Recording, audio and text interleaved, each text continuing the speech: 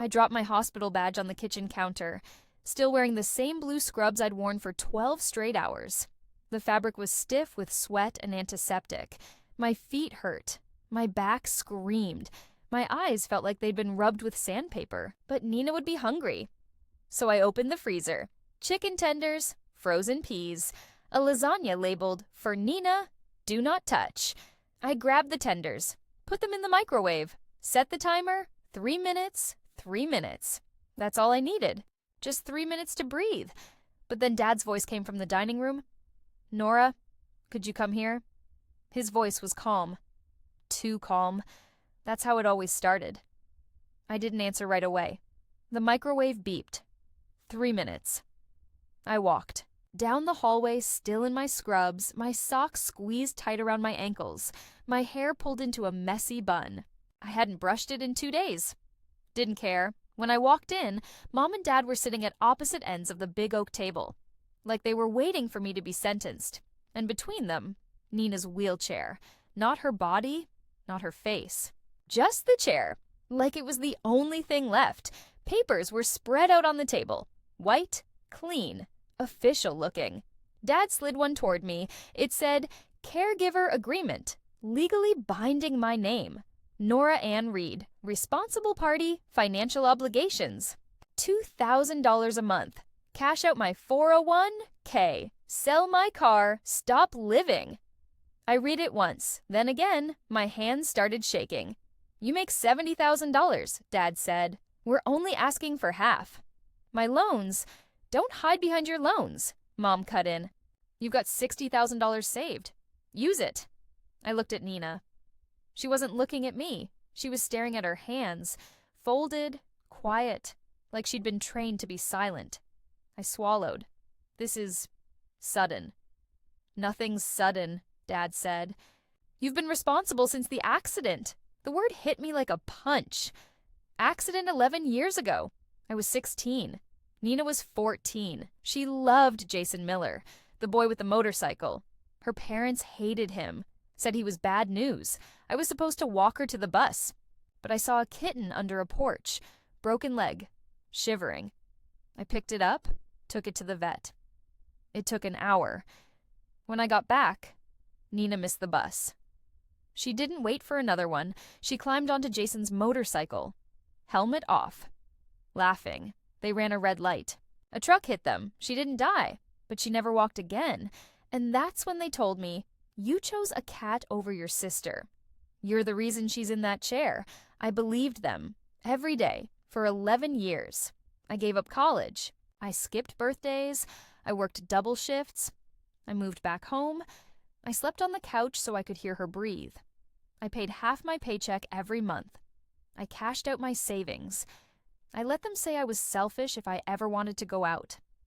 I let them call me a saint because I thought, if I carried enough guilt, maybe I could fix it. Maybe I could undo what I did. I never asked why no one ever talked about Jason. Why no one ever mentioned the motorcycle.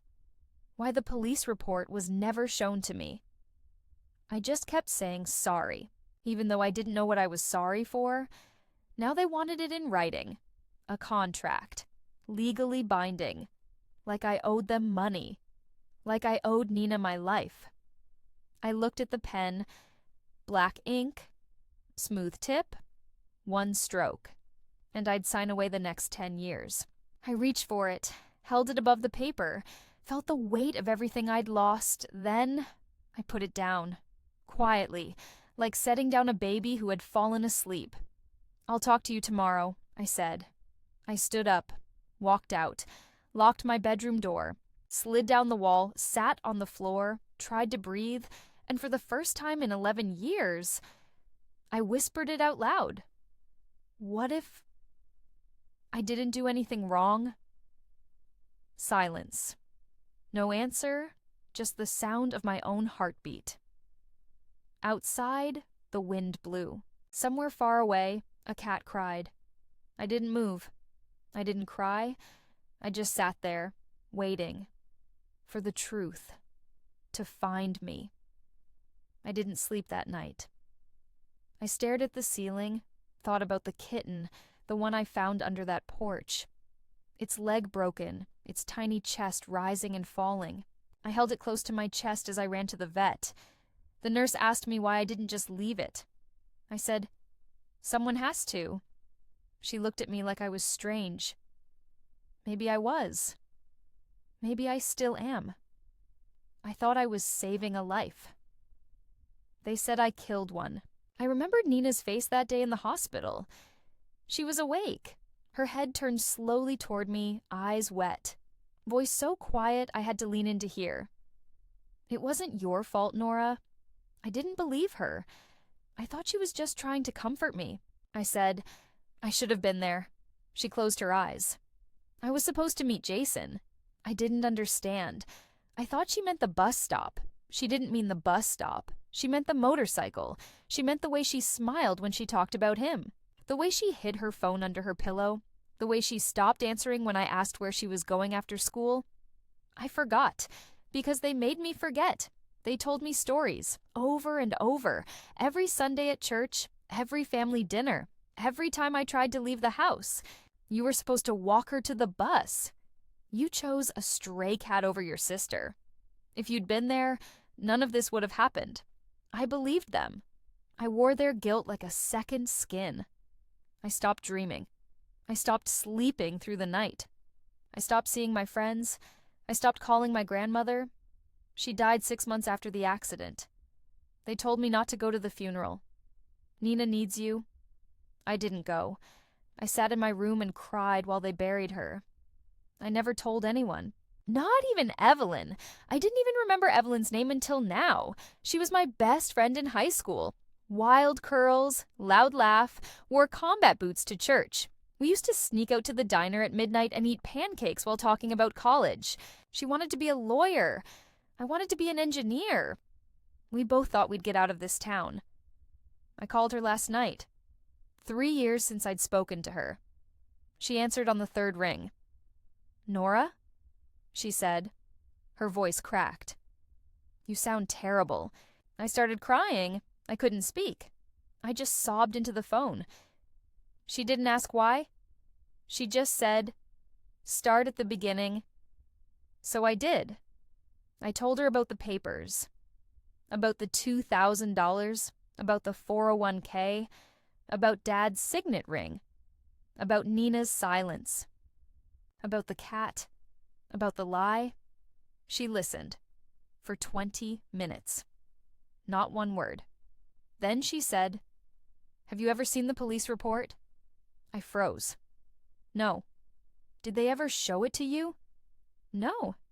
"Did they ever let you read it?" "No." "Did they ever let you see Jason's statement?" "No." "Did they ever let you see the witness statements?" "No." I started shaking. "Why?" "Because they knew," she said, voice low, steady, cold as steel, "that if you saw the truth, you'd never forgive them." I didn't speak. I just sat there breathing, heart pounding, and then I asked the question I'd buried so deep I didn't even know it was still alive. What if it wasn't my fault? There was a long pause. Then Evelyn said, "Then you weren't guilty. Then you didn't kill her. Then you didn't ruin her life. Then you were just a kid who saved a cat." I hung up, stood up, walked to the window, looked out at the alley where the cats used to wait. Marrow ash. They were gone. I hadn't seen them in weeks. I thought they'd moved on, found better food, better people. I didn't think about them. Until now, I went downstairs, opened the front door, walked into the cold, down the street, past the laundromat, to the alley. The dumpster was still there. The concrete still cracked. The air still smelled like rain and grease. I knelt like I used to, like I did every morning for 11 years. I whispered, "I'm sorry I stopped coming." No answer, just the wind. Then I saw it, taped to the wall, a piece of paper, folded small, written in crayon, childlike, smudged by rain. It said, "We're not coming back. We're tired. We forgive you, but you have to forgive yourself." Signed, Marrow and Ashy didn't cry. I just sat there, on the ground, in the dark, holding the note. And I finally understood. They weren't cats. They were mirrors. They showed me what I looked like. Broken, bent, buried, carrying a burden that wasn't mine. And now, they were leaving. Because they knew. I was finally ready to see. I walked back inside, locked the door, washed my face, sat at the kitchen table, turned on my laptop, typed into Google Denver accident report. Nina Reed, September 14th, 2013 hit enter. My fingers trembled. The search results came up. One link. Police Department Public Records. I clicked. It asked for a case number. I typed 2013-0987 IT loaded. I read the first line. Location, Westridge Road, Maple District, 3.8 miles from the Reed residence. My breath stopped. I kept reading. Vehicle involved, 1998 Honda motorcycle. Plate, JZ7BQ driver, Jason Miller, age 17 passenger, Nina Reed, age 14 time of incident, 3:42 p.m. Cause of collision, motorcycle attempted to beat yellow light. Delivery truck had green signal. Driver not at fault. I scrolled. Witness statements. Female passenger was laughing, arms wrapped around driver's waist. Motorcycle sped through intersection. No helmet worn. Bus stop is 1.2 miles away. Bus route 7 was scheduled for 3:30 p.m. Passenger missed it intentionally. I read it again. And again. And again. My hands shook so hard the screen blurred. I printed it. 6 pages. I held it in my hands. Paper thin. Words heavy. I walked to Nina's room. She was asleep. I sat beside her bed. Didn't wake her. Just laid the report on her nightstand, next to the photo of us at the beach. When we were 9, she was smiling. I was holding her hand. I whispered, "I'm sorry I didn't believe you." I went back downstairs. Called Evelyn. I found it. "Good," she said. "Now we start." I didn't sleep. I sat at the kitchen table all night, reading, looking, remembering. Jason Miller, captain of JV basketball, had a motorcycle, smelled like leather and cheap cologne. Parents hated him, said he was bad news. Nina wrote his name in her journal, underlined it. With hearts, she didn't miss the bus. She skipped it. She rode with him, because she was scared of being grounded, because she wanted to feel alive. And I was feeding a kitten under a porch, 5 blocks away, and they told me I was the reason she was paralyzed for 11 years. I didn't know. I didn't know. I didn't know. I didn't know. And now I did. I didn't cry. I didn't scream. I just sat there with the paper in my hands, and I thought, they didn't just steal my money. They stole my life. They stole my future. They stole my sister's voice. And they made me believe I deserved it. I looked out the window. The sky was turning gray. Morning, another day, another shift, another lie. But this time, I wouldn't carry it. I wouldn't wear it. I wouldn't pretend anymore. I stood up, walked to the door, put on my coat, grabbed the report, left the house. Didn't look back. I didn't know where I was going, but I knew one thing. I was done being their saint. I was done being their sacrifice. I was done being their guilt. I was just Nora. And I was finally free. I didn't sleep that night. I sat on the floor of my bedroom, back against the wall, the police report spread across my lap like a dead thing I'd been too afraid to touch. Evelyn had left hours ago. Marcus had gone to file his preliminary notes. Aunt Laura had cried into her coffee and said, "I'm so sorry, I stayed quiet." And Nina, she hadn't spoken a word since I walked out of the house, but she'd texted me. Just one line, "I'm sorry I let you carry this." I stared at it until my eyes burned. Then I stood, walked to the window, looked out. At the alley below, at the empty space where the cats used to sit, they were gone. But for the first time, I didn't feel guilty, because I finally understood. They weren't there to forgive me. They were there to remind me I was still alive. The next morning, I called Pastor Miller. Not to apologize, not to beg, just to say, I know what happened. I have proof. And I need you to hear it from me before anyone else does. He didn't answer right away. Then quietly, I've known something was wrong for years. I froze. What? You never smiled anymore, he said. Not really. Not since the accident. You moved through church like a ghost wearing scrubs. People praised your sacrifice, but I saw how you flinched when someone mentioned family, how you'd vanish after Sunday service. I thought maybe grief had broken you. No, I whispered. They broke me. Silence. Then, bring the documents. Bring Nina. We'll meet at the chapel. 3 p.m. I hung up. Didn't tell Mom or Dad. Didn't warn them. Let them sit in their silence. Let them feel what it's like to be exposed.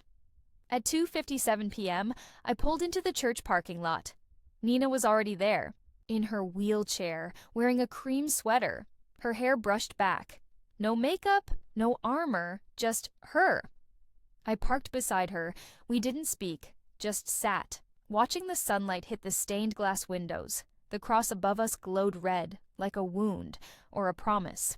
At 3:00, Pastor Miller opened the chapel doors. 10 people waited inside. Uncle Robert, Aunt Patricia, 2 elders from the prayer circle, Mrs. Delaney, the woman who brought casseroles every Tuesday, and Jason Miller. He walked in last, tall, bearded, wearing a button-down shirt. His wife stood behind him, holding his hand. Their 2 kids, 6 and 8, clutched stuffed animals. Jason didn't look at me. Not yet. Pastor Miller closed the door, turned to us. His voice was gentle. We're here because we love you both. Not because we believe lies, because we want to know the truth. I placed the manila folder on the pew between us. Opened it. Slowly. 1 document at a time. The police report. The witness statements. The financial records. Jason's sworn affidavit. The forged mortgage signature. The bank transfers. The emails from Nina's physical therapist saying, no sessions occurred on these dates. Payments received, but services not rendered. Pastor Miller read each page. His hands shook. When he reached the photo of Nina and Jason on the motorcycle, laughing, helmet off, wind in her hair, he let out a breath. A sob. Oh, God. He looked at Nina. You were 14. She nodded. I begged him not to tell. I was scared they'd ground me forever. And then they blamed Brooklyn, he whispered. Yes. You let them. I was scared, she said again. Scared they'd take me away, scared if I spoke up they'd say I was lying, scared that if I told the truth, no one would love me anymore. The room cracked open. Mrs. Delaney started crying. Uncle Robert buried his face in his hands. Jason stepped forward. He didn't look at me. He looked at Nina. I should have come forward 10 years ago, he said, voice thick. But I was scared too. They threatened to press charges. Said they'd ruin my life. My parents were farmers. We couldn't afford lawyers. You didn't do anything wrong, Nina whispered. I did, he said. I let you carry this alone. He turned to me, finally, looked into my eyes. I'm sorry, Brooklyn, for everything. I didn't cry. I didn't hug him. I just said, thank you for telling the truth. Then I turned to the pastor. My parents told everyone I was responsible. They made me the saint. They took $60,000 from my inheritance. They stole half my paycheck for 11 years. They used it for their mortgage, their fishing boat, their Florida timeshare. They lied about Nina's treatments. They faked medical bills. They forged my signature. And they used you, Pastor, your pulpit, your prayers, your trust, to keep the lie alive. Pastor Miller closed his eyes. When he opened them, tears streamed down his face. I preached sermons about sacrifice, about duty, about carrying your brother's burdens. I never once asked whose burden was being carried, who was bleeding. He stood, walked slowly to the front of the chapel, turned to the congregation. I am ashamed. He dropped to his knees. Right there, on the wooden floor, before us, before Nina, before me. I failed you both. I believed the lie because it was easier than seeing the truth. I prayed for your strength, while they stole your future. The room was silent. Not one person moved. Then, slowly, Aunt Patricia stood. Then Mrs. Delaney. Then Uncle Robert. One by one, everyone stood, not to condemn, to bear witness, to say, "We see you." I looked at Nina. She was crying, but not from pain, from release. Her hands trembled, but not from fear, from freedom. That night, Evelyn sent me a text. Your parents filed a restraining order against you. I laughed, for the first time in 11 years. I replied, good. They'd tried to silence me, so they sued me, said I was emotionally abusive, said I destroyed their reputation, said I hurt Nina by exposing the truth. The court date was set for 2 weeks later. I didn't hire a lawyer. I didn't pay a fee. I showed up with the evidence. Every document, every witness, every bank statement, every photo, every confession. And I didn't ask for money. I didn't ask for punishment. I just asked for one thing. Let Nina choose her own life. The judge listened for 3 hours. Then he looked at my parents and said, you manipulated your daughter's trauma to control your daughter's income. You committed fraud. You exploited your child's disability for financial gain, and you weaponized faith to justify it. He paused. Then, there are no criminal charges today. But if you ever contact Brooklyn or Nina again without written consent, I will hold you in contempt, and I will recommend criminal prosecution for insurance fraud, forgery, and elder exploitation. He turned to Nina. Ms. Reed, you are legally free to make your own decisions. Your care fund is now under court-appointed oversight. No more payments, no more manipulation. He turned to me. Ms. Reed, you are not guilty of anything. You are not a caregiver. You are a survivor. I walked out of that courtroom, and I didn't look back. 3 days later, I got a letter, handwritten, on yellowed stationery, from my mother. No return address, just my name. Inside, Brooklyn. I didn't know how to fix it, so I fixed you instead. I thought if you carried enough guilt, you'd never leave. If you believed you ruined her, you'd stay. I was wrong. I'm sorry. I don't expect forgiveness. But I hope someday you'll remember me as the woman who loved you, even when she didn't know how. Mommy held it for a long time, then I put it in the shredder. Not because I didn't believe her, but because I didn't need her apology to be free. Nina and I moved into our apartment together, not because we had to, but because we wanted to. We bought a cat, black and white, one paw white, crooked tail. We named her Marrow. She sleeps on Nina's lap while she reads. She purrs louder than any machine. I started my nurse practitioner program, got my first A+, I applied for a scholarship. Got it. I stopped sleeping with the light on. I stopped checking the door 3 times before bed. I started cooking again. Real food. Not chicken tenders. Lasagna with garlic bread and wine. Nina taught me how to make it. She says, I'm terrible. I say I'm learning. We laugh. Actually laugh. Not the polite kind, the kind that makes your stomach hurt and your eyes water, and you forget why you were afraid. Last week I got a call from Jason. He was at the airport, heading to Seattle. His wife got a job offer. He wanted to say goodbye. I met him at the gate. He hugged me, tight, longer than I expected. I didn't know how to thank you. He said, you don't have to. I wish I'd fought harder. So do I. Do you think she'll ever forgive me? She already has. He nodded, looked toward the terminal, then back at me. You're not broken anymore, Brooklyn? I smiled. No. You're whole I watched him walk away. Then I turned, walked out of the airport, into the golden afternoon. My phone buzzed. It was Nina. "Come home. I made lasagna, and I invited Aunt Laura. She's bringing cookies."